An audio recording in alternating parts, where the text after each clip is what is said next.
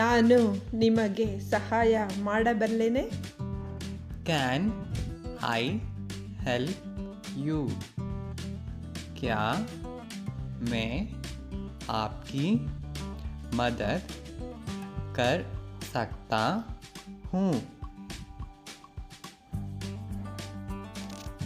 ನಾನು ಹೊಸ ನಗರಕ್ಕೆ ಹೋಗುತ್ತಿದ್ದೇನೆ.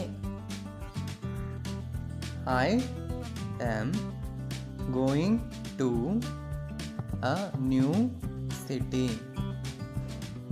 मैं नया शहर को जा रहा हूँ.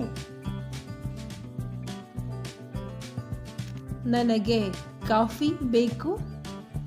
I want coffee. मुझे कॉफ़ी चाहिए.